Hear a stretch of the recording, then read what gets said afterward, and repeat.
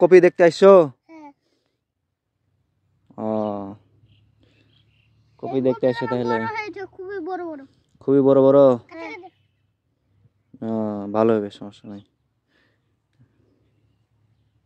আপনারা তো দেখতে পাচ্ছেন যে এটা নিয়ে চলে যান, এটাতে ভালো তরকারি হবে। এগুলো পাখিতে খেয়ে নিয়েছে, ওইটা দিব না তো আমরা কি দিই না তো।